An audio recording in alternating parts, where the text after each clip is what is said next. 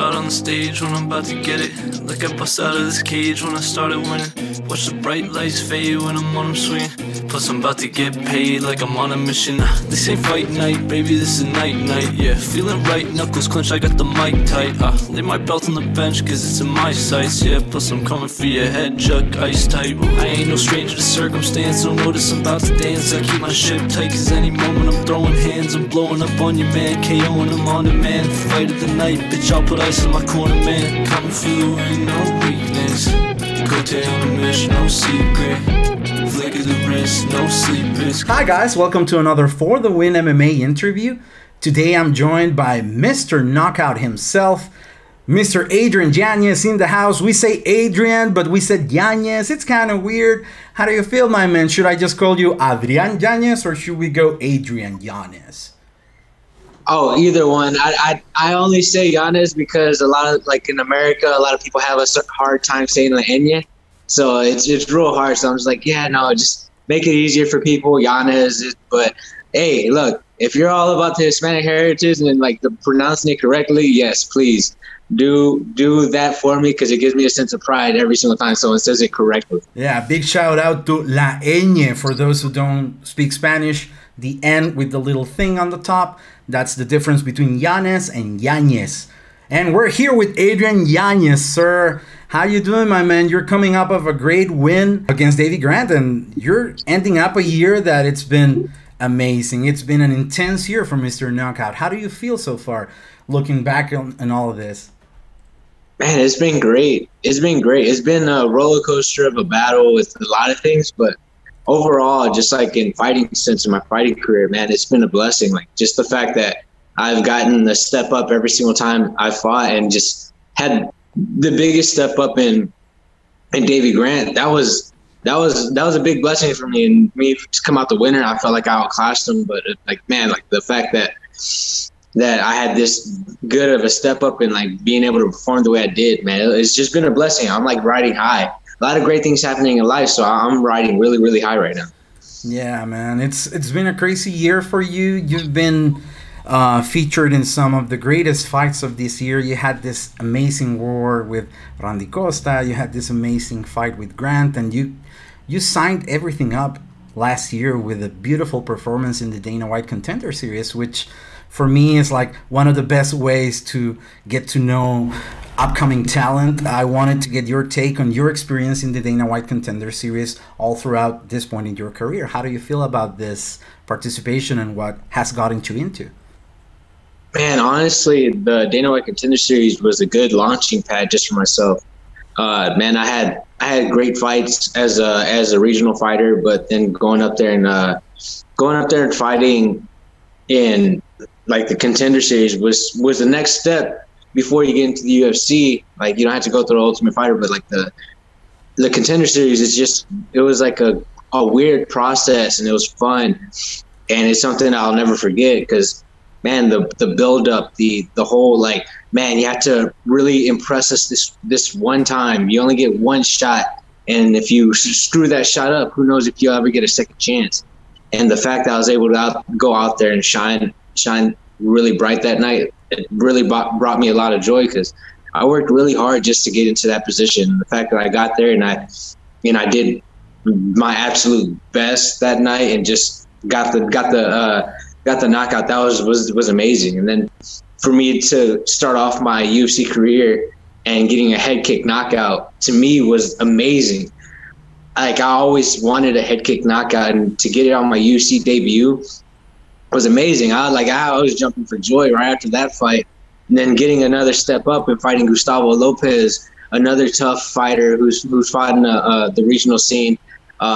Been watching him since he was in Combate Americas, and that, like, he was tough. He was a really tough guy in there. And he's like, the fact that I was able to go in there and knock him out in the third round and have like relative ease of that whole entire fight. And then Randy Costa going out there, prospect versus prospect, me and him going up, stacking up against each other. He came out fast. He came out strong. And for me to dig a little bit deep and start doing start turning it up and not quitting, pushing forward, even pushing harder and getting the stoppage in the second round, like that like it showed a lot of it showed me that I can do a lot. And then being able to fight Davey Grant, and then like the first time me like not having my coach in my training camp because of COVID, he passed away to COVID. You know, not having my coach in my training camp for this last fight with Davey Grant, showing that I can do it. You know, he passed away with COVID, and you know, not having him was really hard for me. And like it was like this weird. It was weird for me, like, to go into fight week and like going into like my camp, knowing that I don't have him, and just being able to perform the way that I did against Davey Grant at the time, like, where it's like it was super hard, like just mentally and physically, like it was just different. And for me to have the performance that I did, a fight of the night, like type of performance that I did, I felt that was great. And it's been a great, like in fighting sense, it's been great. It's been amazing, and I absolutely love the way how my fight career started out. Yeah, it's a beautiful way to summarize, because you had this amazing experience at the Contender Series, and then you debuted with that amazing head kicking. Everything from that moment on has been epic. That's the best way to describe it, man. Well, you've touched on a lot of subjects that I want to get deeper into, so I'm going to just stick by my notes before this, because I want to talk about everything that you just said, man. Well, your boxing is one of the main things that, in my opinion, got you into the dance. I love the way you present that side of your game, your jabs, your defense, your defensive boxing, man. I love the way you shoulder roll. That's something that we as a team, we look at it and we go, that's chef's kiss, man. It's amazing to see you defend that way and be always in the pocket, always ready to strike back. So I know that you're a boxer basically from the cradle. You have a dad who's really proficient in boxing, and I wanted you to talk to me about the role that your father played in your love for contact sports in general. Yeah, actually, man, growing up, that's all we watched was boxing, because, man, my dad was a boxer when he was younger. So it was just kind of just one of those things that, like, my dad watched. We always watched it. We watched Friday night ESPN fights and everything, and we watched all the pay-per-views, like all the Oscar De La Hoya pay-per-views, all the Manny Pacquiao pay-per-views, all the Mayweather pay-per-views. Like we watched a lot of boxing whenever I was growing up, and it just kind of just made it seem like it gave me the love for boxing at a very early age. But yeah, no, my dad was very big, like, because, man, even whenever I started training, he would always just tell me it's not about it. Every day is its own day, and every day you grow just a little bit. You're never gonna have like leaps and bounds where you grow like exponentially in a day. You'll get slightly better, and as long as you stay consistent, you'll get to where you want to be. Just being consistent. And man, like, my dad was a really big like influence to my fighting and the way I wanted to fight, because, man, all he ever showed me was the pure guts and heart fighters, you know, watching all the Mexican fighters fight, and I was just like, that's what I want to be. And then seeing people like Manny Pacquiao fighting, he was like a blood and guts type of fighter, and just going after the knockout, looking for knockouts, and that's the way I wanted to fight. Like, I really wanted to fight that way, because, man, I just love it. Like, I've been watching this since I was young, and I just want to be that type of fighter. And the fact that I'm able to perform the way that I'm performing now is just a testament of how I grew up and how much the sport of boxing, like, it's influenced me, you know. So I'm happy that it's able to cross over. Yeah, we were discussing before we started recording about Spanish and the heritage and the fact that you're proud of it, of getting to relate with that. Maybe you don't speak the language as fluent as you'd like, but we can totally tell that you're one of us when you get in there. Because you show that grit, you show that passion, you show that willingness to bleed, which is something that speaks to us in a way that we couldn't be able to describe to you. But make sure, take notice in this. Latin fans, they love you, man. You're one of those guys that always delivers. You're one of those guys that has the proper demeanor that we love. I mean, you're friendly, but you don't get that friendship in the cage with you. I mean, you're respectful. We all love that. But when it's time to kill, it's time to kill. And you, my man, you're a fucking killer. Let me say it with that kind of expression, because I have no other expression for that. You're a killer, man. And we really love that about you. about fatherhood and all that. You're about to become a father yourself.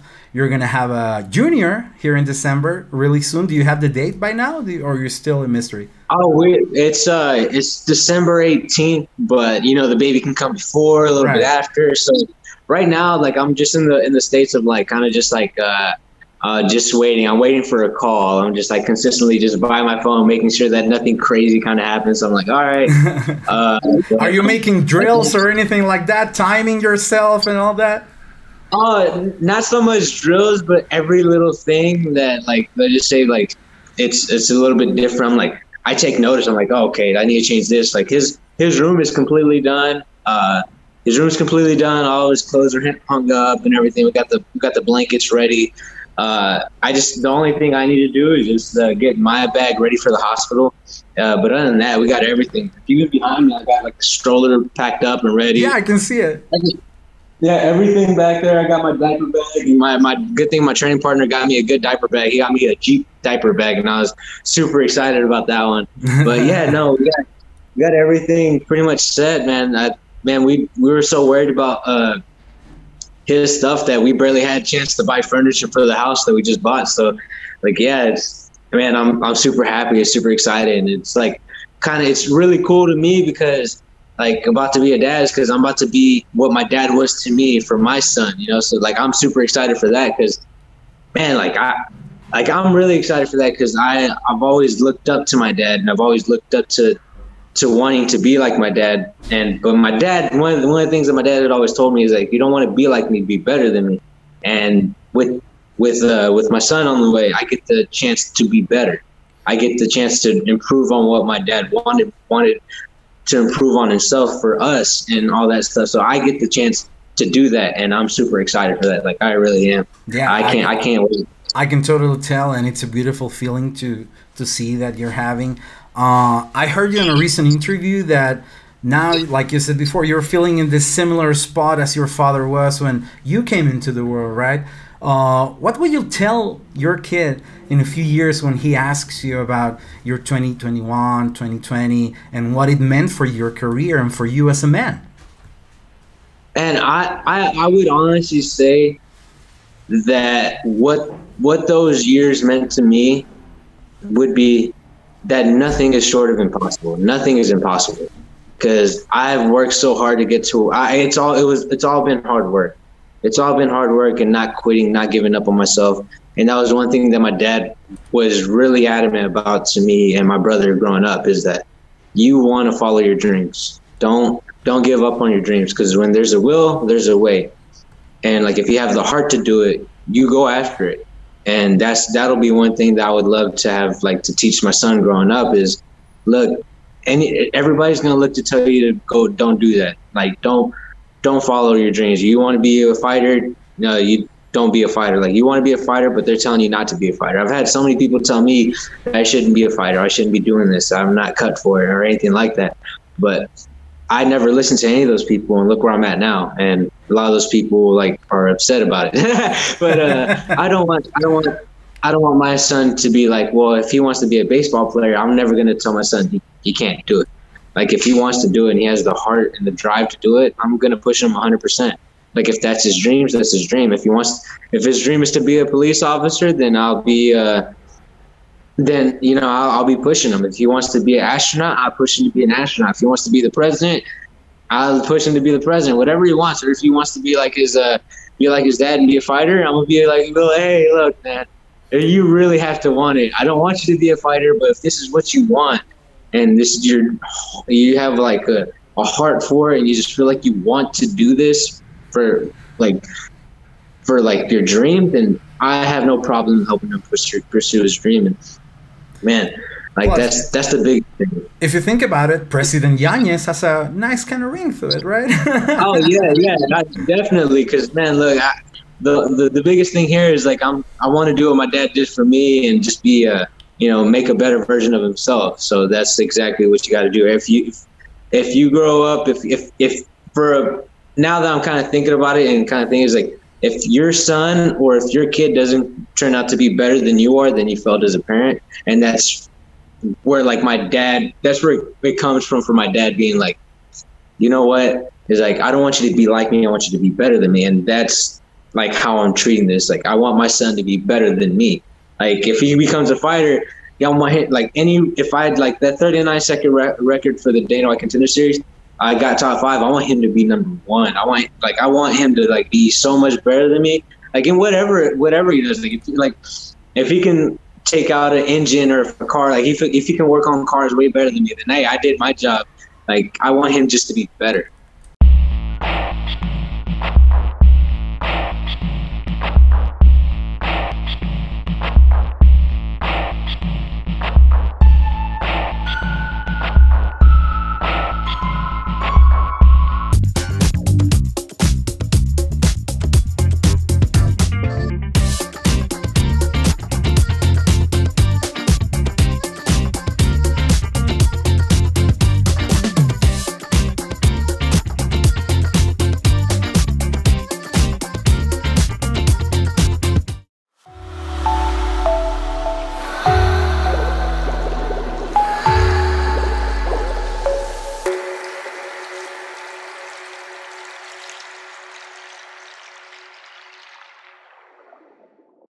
Let me take you back to the fighting career. I love the fact that you're so fired up about becoming a father, but we got to talk about what pays the bills for you right now, my man, and that's fighting. Please let me understand this. What's the fight you've learned most in your career? Why and why is that? I mean, you've had some amazing bangers since you've been in the UFC, but I'm pretty sure that there's also a few other fights that you've probably learned a lot from. Could you share some of that with me? Yeah, actually, it was my second pro fight. My second pro fight was the first fight that I actually sat back and learned so much more about myself. Like, that one, like, really kind of changed the way I fight, honestly, because I used to, like, I wouldn't be really calculated. I would kind of just want to go for the Hail Mary, like, shots, like, every single time, like, trying to knock everybody out with every single punch, first in the beginning and everything. And I kind of learned that, like, hey, like, I need to be a little bit more calculated. And also, too, in that fight, I learned that I can dig deep. Like, I'm not a quitter. I don't have the quitting heart, because I broke my jaw in that fight. I broke my jaw in that fight in the very first round, and I fought all the way to the very finish and, lost the decision, so it's one of those that, like, I learned a lot about myself, not just technically, but also, like, physically and mentally. Like, I know how much I can push, and I still could have pushed much more in that fight if my body wasn't shutting down on me. So it was a lot, and the fact that it was to a great opponent, kind of let me know that my level was still high. So it didn't deter me from my dreams at all. So it just made me push harder. And then also too, it was my 5th fight as a pro. I fought for Bellator. And whenever Shamrock fought Royce Gracie, and I had lost my father 2 weeks before the fight, and I was still able to go out there and put a dominant performance up and still fight. Like, it was, that one kind of showed me that, like, I can push past a lot of things and I can still fight whether I needed to or not. And the fact that I was able to go out there after, like, the person who brought me into the fight game, like, being able to walk into that cage at the biggest stage of my career at that time, to walk in there and have a dominant performance, kind of just showed me that, like, nothing's really going to stop me. I can fight through anything. And then also too, my last fight with Davey Grant, again, kind of just showing me that I can fight whatever if I'm fighting, there's nothing that's really going to be able to stop me, because, man, like, mentally, physically, like, I wasn't there, and I was just fighting off of just technique. Towards the end of that fight, like, the last minute, I was having a hard time just being able to control myself with everything that has gone on in life, like my coach passing away, and then, like, earlier this year, my grandfather passing away, and then just with a lot of stuff that's gone on in life, kind of that last minute kind of was like, it was hard. So the fact that I was able to get through that and push past that, it meant a lot to me, just being in there, like, oh man, like, that was tough. But if I want to, or if I, like, just push myself to get past it, I can get past it and work on myself and work on my mental health and work on everything. So it's definitely one of those that, like, those 3 fights that I just named were definitely one of those that made me, a better person, not even just the fighter, but just a better person. Well, one of the things that pops out for me when I see you fight and when I hear you in interviews is, of course, your amazing boxing, all the skill that you present in the octagon, but the resiliency. That's the main ingredient for me, being resilient in the face of adversity, in the face of personal loss, which is, I feel for you, man. I just, in that topic, I don't want to get too extended in the sour part of the year, but since you've experienced nothing but glory inside the octagon, 2021 gave you a tough loss, the passing of your coach, Saúl Solís, who's the godfather of Houston's MMA, and that has been a major mark in your year, in your career, of course. I know this is a tough subject, but if you could help me explain to Latin American fans how much of an influential figure he was for you and for the MMA community, I'd really appreciate that. Yeah, no, in Houston, just in Texas in general, he was one of the first promotions to really, he was the first promotion in Texas. He was the first promotion that fighters in Texas would be able to go out there and fight and, you know, just be able to compete. And he was the first one. He was always talking to the boxing commission. He was always trying to set something up just to make sure that MMA would be able to happen in Texas. So he did a lot for the Texas MMA community. And in Houston, he was a big staple because he, like a lot of fighters and a lot of gyms in Houston are kind of offsprings of Saul Solís. Like everybody is at least trained with them, or a lot of these like fighters now, or a lot of these coaches now in the Houston MMA scene have come through Saul, or have eventually even fought in his promotion in Renegades.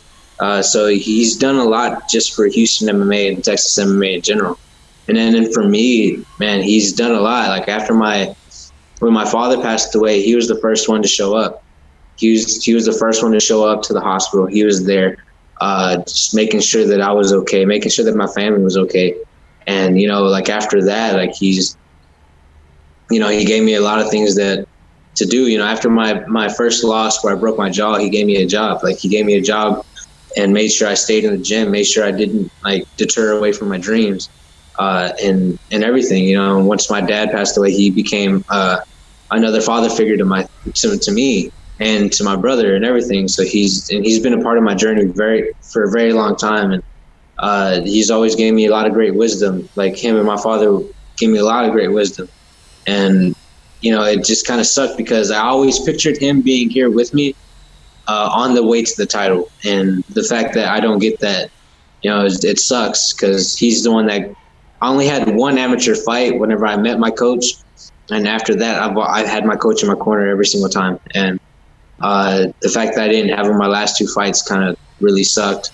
But this last one felt a little bit more because that Randy Costa fight, I thought I was going to be able to have my coach after, you know, and it just really sucked. But at the end of the day, he always told me that his life, he wanted it to be celebrated. Even though I'm sad, he'd be pissed off at me, yelling at me, telling me, "Hey, don't be sad." You know, like it was like if I went, you know, I'm happy with how my life turned out, and you know, he'd done a lot, and I was really blessed to have him part of my life, because without him, I wouldn't be in the position I am today, and he made a lot of things for me possible. And I wouldn't have met him if my dad didn't happen to have us walk into his gym on a Saturday morning. And you know, after that, like it's been amazing, just amazing to have like two great men in my life that, you know, gave me a lot of influence, gave me a lot of insight, gave me a lot of wisdom. Yeah, absolutely. To have those kind of influences, I can tell that you've been around good men, which is, I don't want to say it's a weird thing in MMA, because I don't mean anything by it, but yeah, I can totally tell that you've been raised by good people, that you have good men around you with sound advice and with morals, man, and that it's something that totally shows through the screen every time I see you fight, every time I see you in an interview. And I really thank you for sharing that, because you see, when we consume MMA abroad, we don't get as much pieces of the pie as we want to get, right? Like all the backstories, sometimes they get diluted. So for me, it's really important that you get a chance to share this with the South American fans. So I thank you for that. Let's talk about what's coming next, man, because you had an amazing year. You had an intense year. You had, like we've discussed, great wins inside the octagon, a few sour losses outside of it. But all this is a compelling story of a guy that doesn't give up, that it's always looking to go to the next step. And I hear there's a guy by the name of Sean O'Malley that could be looming in the horizon for you, man. How do you feel about that? Do you see that fight coming up next year? Do you think it'll happen? Oh yeah, absolutely. I look, man. He's been saying that I stuttered. I didn't want to fight. The first thing I said when they asked me if I wanted to fight him, I said yes. I'd absolutely fight Sean O'Malley. Like, yeah, the fact that he thinks I don't, I do, because man, knocking him out just gives me so much more money, and it gives me so much more like room to like provide for my family. So yes, of course, I would love to fight Sean O'Malley, because that's just only going to make it better for me and my family. And yeah, 100%, I would love to fight him. I know he's talking about March, but I'm talking about coming back April, May, you know, hopefully around a Cinco de Mayo type of day. So that'd be good for me. So I would love that. I absolutely love that. So just that around Cinco de Mayo would probably be the best date for me, because I would really want to represent, you know, my Hispanic heritage and Latin heritage so much, because it's a big part of my life. It's like how I was raised. You know, my mom was, you know, really drilled it into me about the Hispanic and Latin heritage. You know, family is strong, and that's exactly what I want to do. I want to go out there and prove that, you know, we're here, and especially being able to represent the Latin Hispanic heritage in the UFC has been phenomenal. So for me, I would love those dates. But yeah, no, I would definitely fight Sean O'Malley. It has to be like around Cinco de Mayo. What's the goal for 2022? Is it the top 15, or is it just get to be active, and just that? Or do you see a path to the top 15 next year? Oh, I definitely see a path to the top 15, but I do want to be really active. Like I do want to be really active, because I have a family I got to take care of, and I got to make sure that I provide for them, especially that my son's going to be on the way. I got to start a college fund. I got to start all this stuff. So I got to make sure that my family is good for life. So yes, of course, I want to be really active, and I want to make sure that I set my family up. Absolutely, man. Well, before we let you go, I just wanted to get a few takes from you on what the year has been like. Do you have a favorite fight of the year? Could be your fights, could be any fight, any kind of fight.